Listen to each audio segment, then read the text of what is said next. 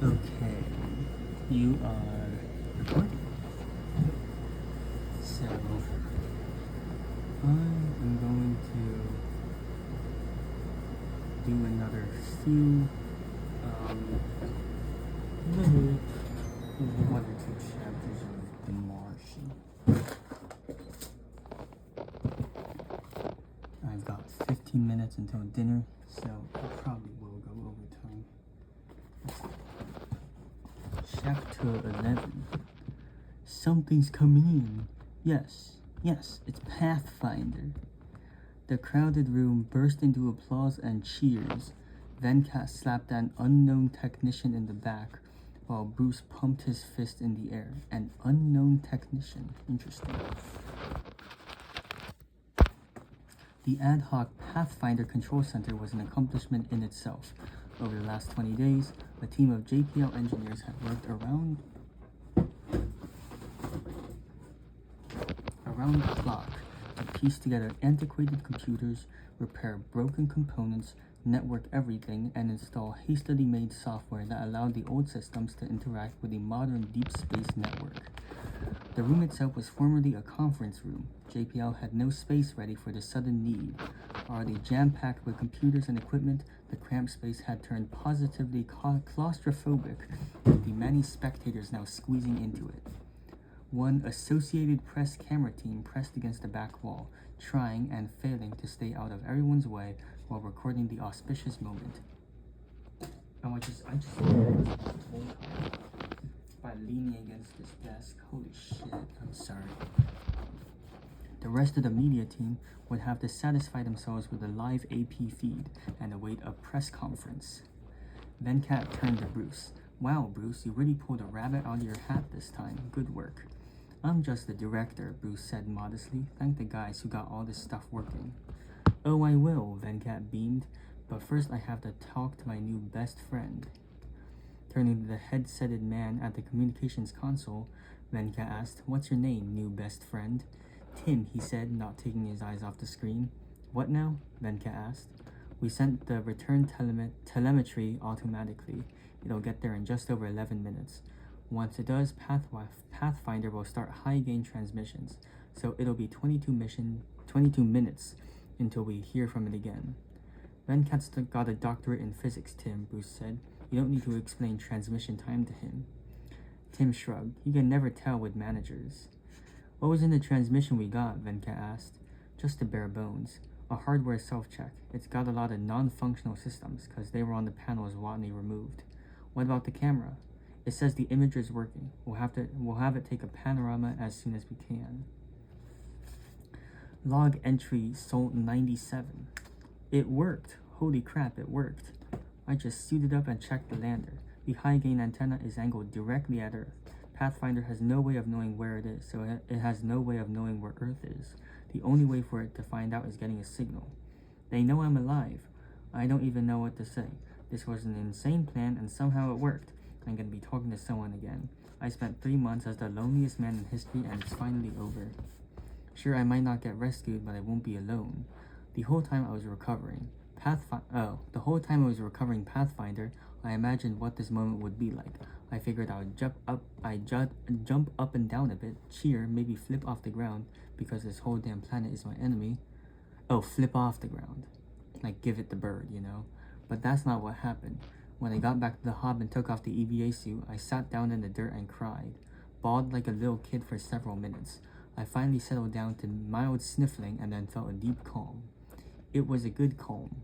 It occurs to me, now that I might live, I have to be more careful about logging embarrassing moments.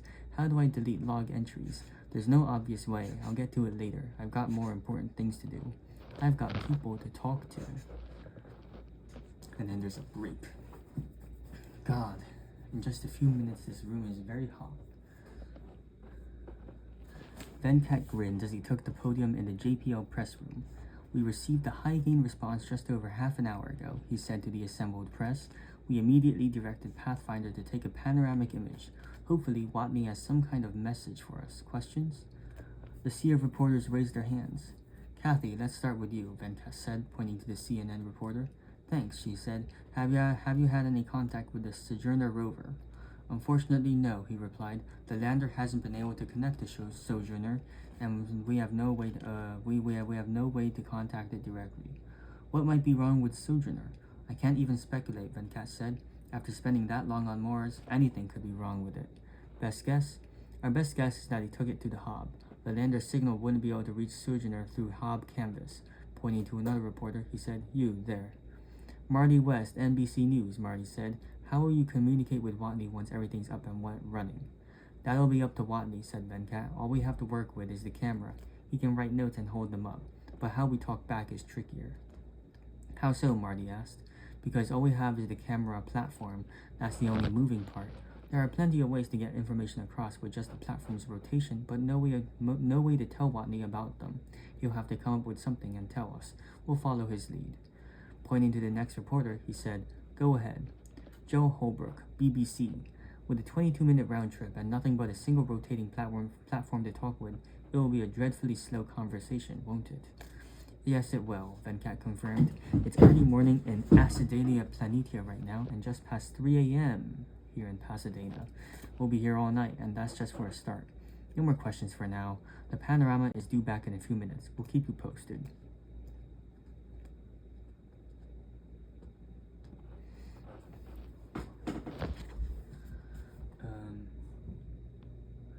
Before anyone could ask a follow-up, Venkat strode out the side door and hurried down the hall to the makeshift Pathfinder Control Center. He pressed through the throng to the communications console. "Anything, Tim?"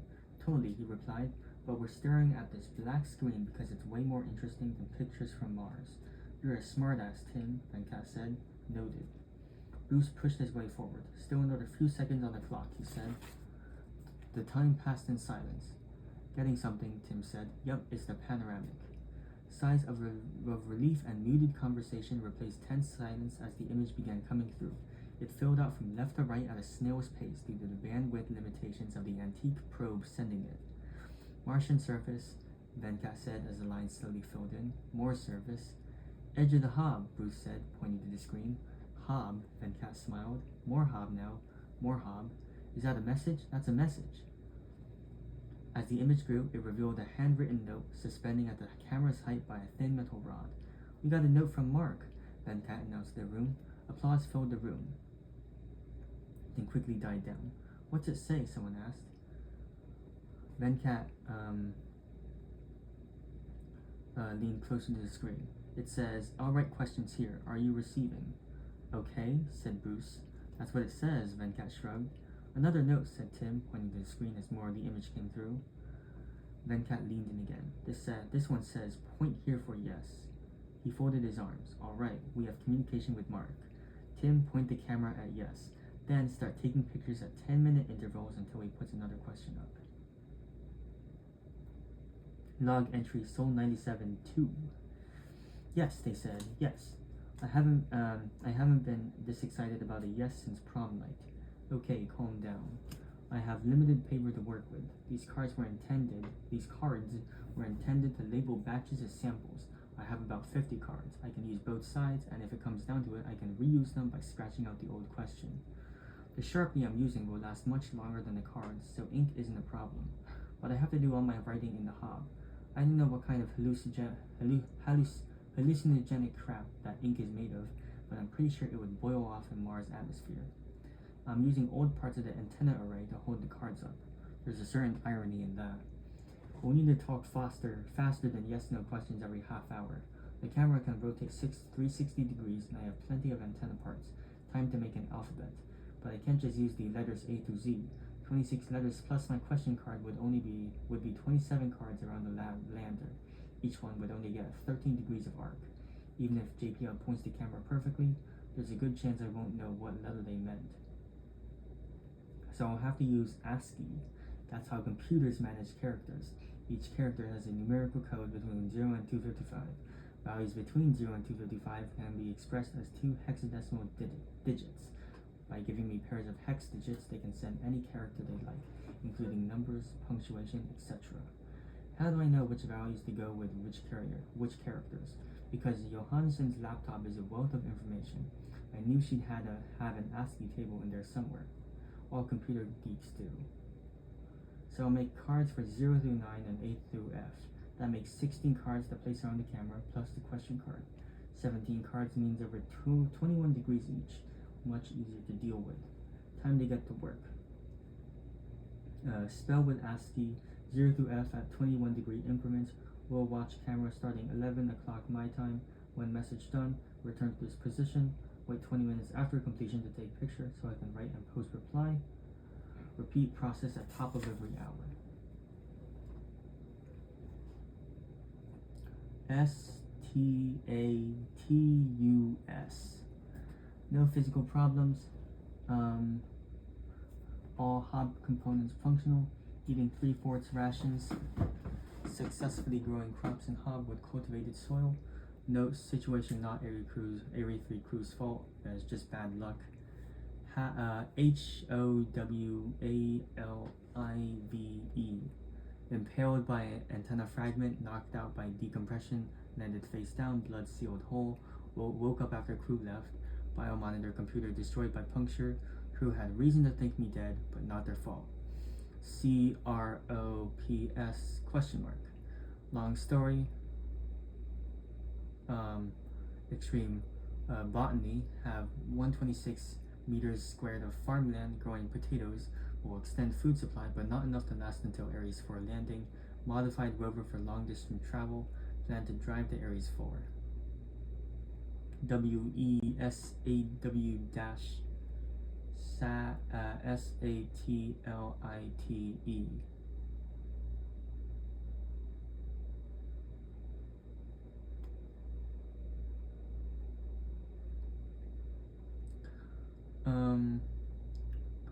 Government watching me with satellites. Need tinfoil hat. Also need faster way to communicate. Speak and spell taking all damn day. Any ideas? BRINGSJRNORUT. What? Brings Sojourner out. Sojourner rover brought out. Placed 1 meter due north of lander. If you can contact it, I can draw hex numbers on the wheels and you can send me 6 bytes at a time. SJRNRNOT SRSPND. Any other ideas? Need faster communication. WORKINGONIT. Earth is about to set. Resume 8 o'clock my time tomorrow morning. Tell family I'm fine. Give crew my best. Tell Commander Lewis this go sucks. Oh.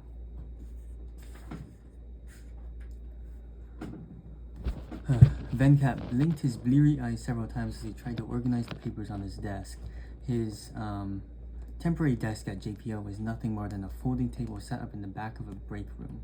People were in and out picking up snacks all day, but on the plus side, the coffee pot was nearby. "Excuse me," said the man approaching the table. "Yes, they're out of Diet Coke," Venkat said without looking up. "I don't know when Site Services refills the fridge." "I'm actually here to talk to you, Dr. Kapoor." "Huh?" said Venkat, looking up. He shook his head. "Sorry, I was up all night." He gulped his coffee. "Who are you again?" "Jack Trevor," said the thin, pale man before Venkat. "I work in software engineering."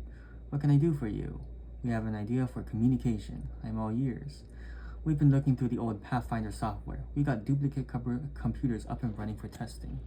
Same computers they used to find a problem that almost killed the original mission.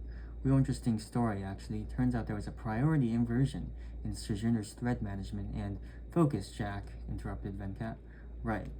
Well, the thing is, Pathfinder has an OS update process, so we can change the software to anything we want. How does this help us? Pathfinder has 2 communication systems, one to talk to us, the other to talk to Sojourner. We can change the second system to broadcast on the Ares 3 rover frequency, and we can have it pretend to be the beacon signal from the Hob. You can get Pathfinder talking to Mark's rover. It's the only option. The Hob's radio is dead, but the rover has communications equipment made for talking to the Hob and the other rover.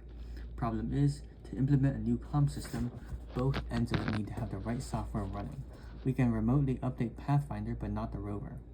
"So," Venkat said, "you can get Pathfinder to talk to the rover, but you can't get the rover to listen or talk back. Right. Ideally, we want a text to show up on the rover screen and whatever Watney types to be sent back to us. That requires a change to the rover's software. Venkat sighed. What's the point of this discussion if we can't update the rover's software? Jack grinned as he continued. We can't do the patch, but Watney can.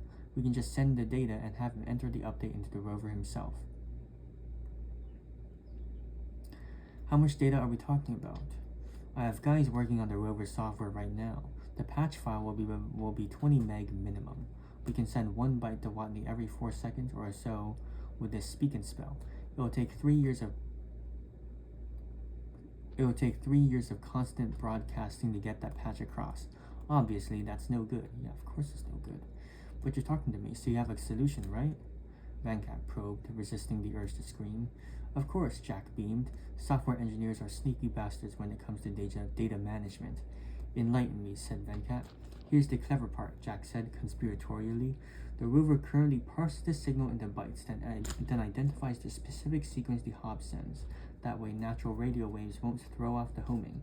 If the bytes aren't right, the rover ignores them. Okay, so what? It means there's a spot in the codebase where it's got the parsed bytes.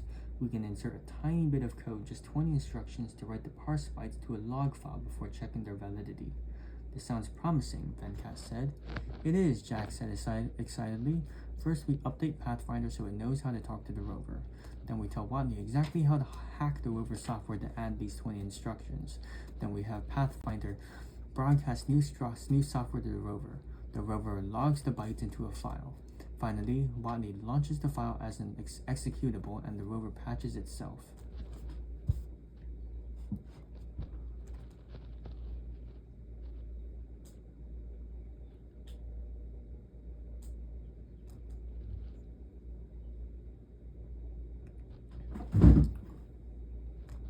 Venkat furrowed his brow, taking in far more information than the sleep-deprived mind wanted to accept. Jack said, you're not cheering or dancing. So we just need to send Watney those 20 instructions, Venkat asked. That and how to edit the files, and where to insert the instructions in the files. Just like that, just like that. Venkat was silent for a moment. Jack, I'm going to buy your whole team autographed Star Trek memorabilia. I prefer Star Wars, he said, turning to leave. The original trilogy only, of course. Of course, Venkat said. As Jack walked away, a woman approached Venkat's table. Yes, Venkat said. I can't find any Diet Coke. Are we out? Yes, Venkat said. I don't know when site services refills the fridge. Thanks, she said. Just as he was about to get back to work, his mobile rang. He groaned loudly at the ceiling as he snatched the phone from his desk. Hello, he said as cheerfully as he could. I need a picture of Watney. Hi, Annie. Nice to hear from you, too. How are things back in Houston? Cut the crap, Venkat. I need a picture. It's not that simple, Venkat explained. You're talking to him with a camera. How hard can it be? We spell our message, wait 20 minutes, and then take a picture. Watney's back in the Hob by then. So tell him to be around when you take the next picture. We can only send 1 message per hour, and only when Acidalia Planitia is facing Earth, Venkat said. Besides, we're not going to waste a message just to tell him to pose for a photo. Besides, he'll be in his EVA suit. You won't even be able to see his face. I need something, Venkat, Annie said. You've been in contact for 24 hours and the media is going insane. They want an image for the story. It will be on every news site in the world. You have the pictures of his notes. Make do with that. Not enough, Annie said. The press is crawling down my throat for this. It'll have to wait a few days. We're going to try and link Pathfinder to the rover computers. A few days, Annie gasped. This is all anyone cares about right now in the world. This is the biggest story since Apollo 13. Give me a picture. Venkat sighed. I'll try to get it tomorrow. Great, she said, looking forward to it.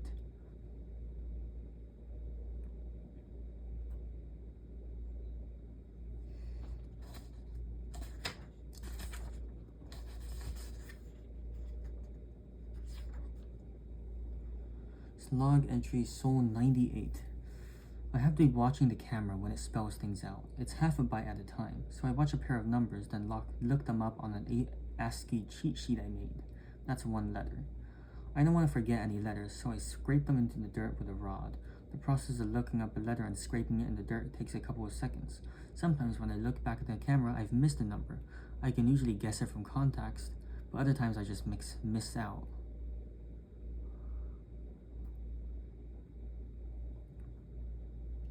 Today I got up hours earlier than I needed to. It was like Christmas morning. I could hardly wait for 8 o'clock to roll around. I had breakfast, did some unnecessary checks on Hob equipment, and read some Poirot. Finally, the time came. CN HAKRVR 2 TLK 2 PTHFDRPRP 4 LONG MSG. MSG? Yeah, took me a minute. Can hack rover to talk to Pathfinder. Prepare for long message. That took some mental gymnastics to work out, but it was great news. If we could get that set up, we'd only be limited by transmission time. I set up a note that said, Roger. Not sure what they meant by a long message, but I figured I'd better be ready. I went out 15 minutes before the top of the hour and smoothed out a big area of dirt. I found the longest antenna rod I had, so I could reach into a smooth area without having to step on it. Then I stood by, waiting. At exactly the top of the hour, the message came. LNCHEXIDITONRVRCMP, open OPEN FILE dash slash USR slash LIB slash HABCOMM dot SO dash SCROLLTILIDXONLFTIS colon 2AAE5 comma OVRWRT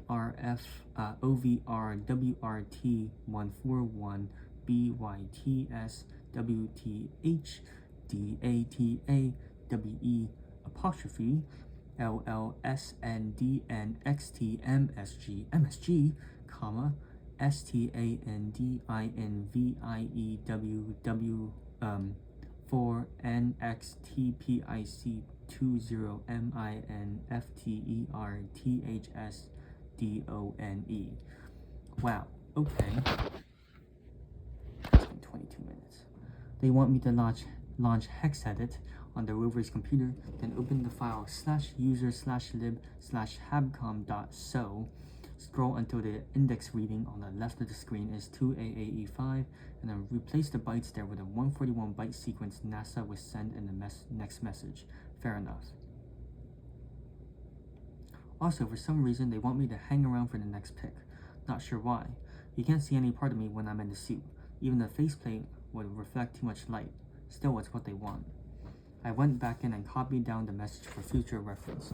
Then I wrote a short note and came back out. Usually I'd pin up the note and go back in, but this time I had to hang around for a photo op.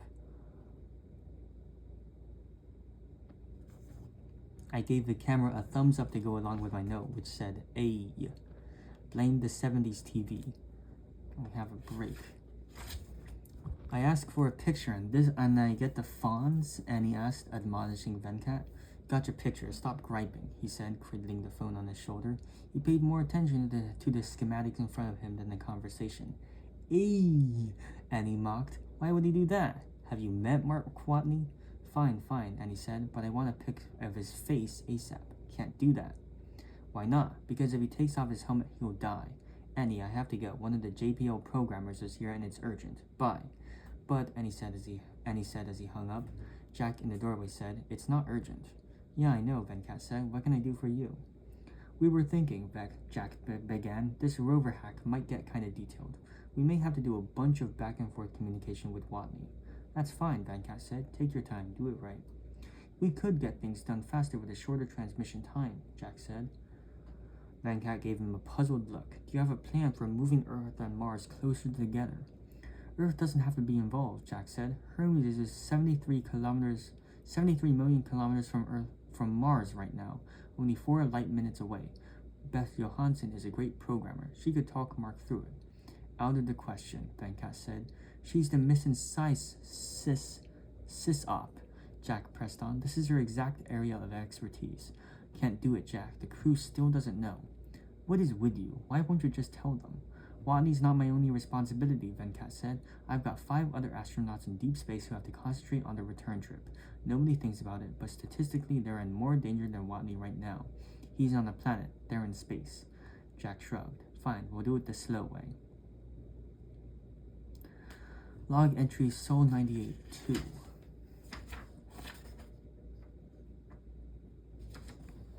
Ever transcribed 141 random bytes, one half of a byte at a time? It's boring, and it's tricky when you don't have a pen. Earlier, I had just written letters in the sand, but this time I needed a way to get the numbers on something portable. My first plan was to use a laptop.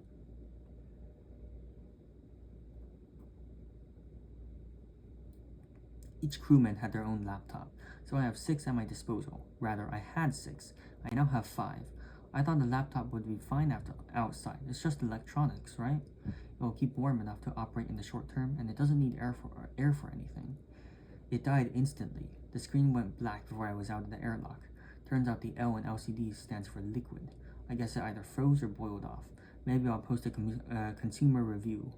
Brought product to surface of Mars. It stopped working. 0 out of 10.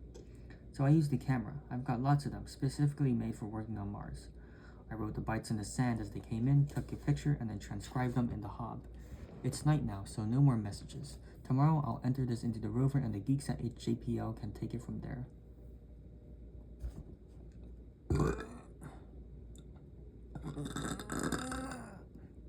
There's a break, sorry.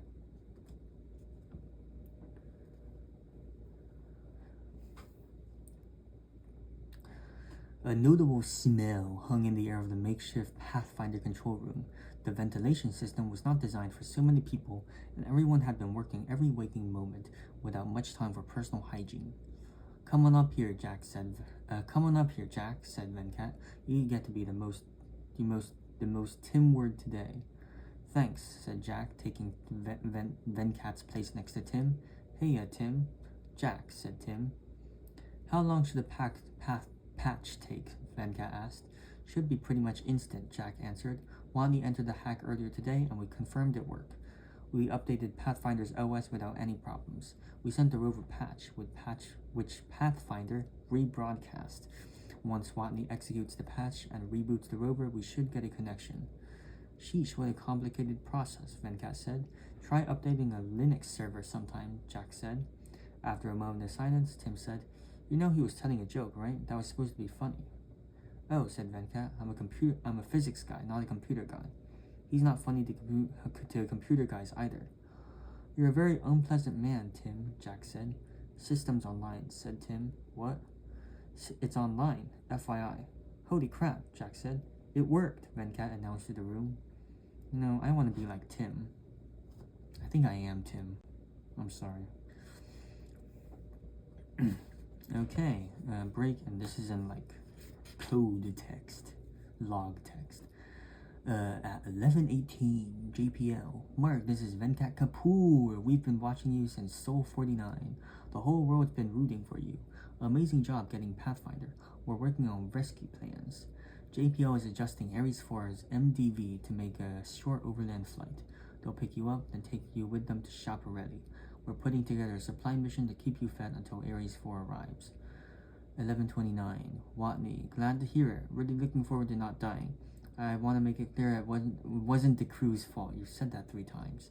Side question, what did they say when they found out I was alive? Also, hi Mom. 11:41.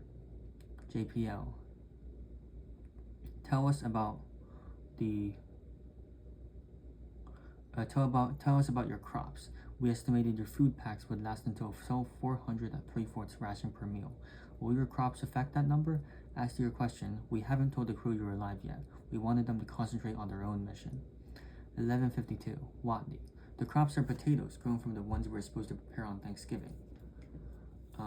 They're doing great, but the available farmland isn't enough for sustainability. I'll run out of food around Sol 900. Also, tell the crew I'm alive. What is wrong with you? 12:04. JPL. We'll get botanists in to ask detailed questions and double check your work. Your life is at stake, so we want to make sure. Sol 900 is great news. It will give us a lot more time to get the supply mission together. Also, please watch your language. Everything you type is being broadcast live all over the world. 12:15. Watney. Look, a pair of boobs. And I put a boob emoji.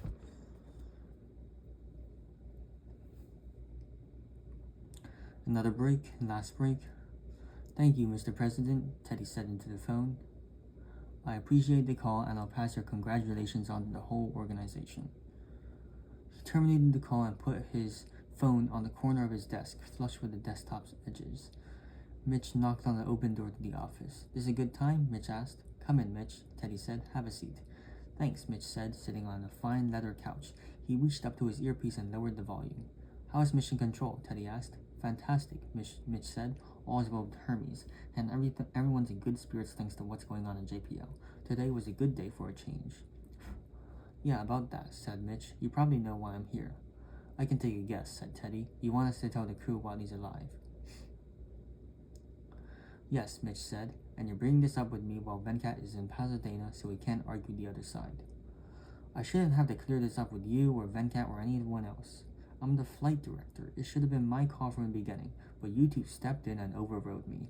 Ignoring all that, we agreed we'd tell them when there was hope, and now there's hope. We got communication, we have a plan for rescuing the works, and his farm buys enough time to get him supplies." "Okay, tell them," Teddy asked. Mitch paused. "Oh, okay, tell them," Teddy said. "Sorry." Mitch paused. "Just like that?" "I knew we'd be here sooner or later, so I already thought it through and decided. Go ahead and tell them." Mitch stood up. "All right, thanks," he said as he left the office. Teddy swiveled in his chair and looked out the windows to the night sky. He pondered the faint red dot among the stars. "Hang in there, Watney," he said. "We're coming." Oh, what a fairyland moment, fairy tale moment. Someone just saying, "Hang in there, we're coming." Okay.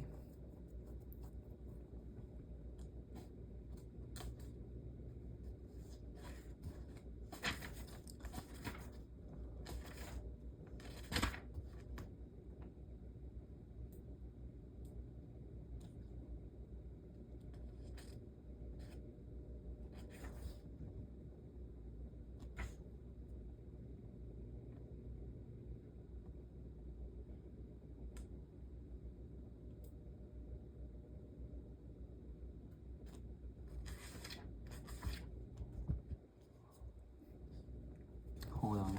It's been like fucking 30 minutes, right? Holy shit. Okay. Give me a second.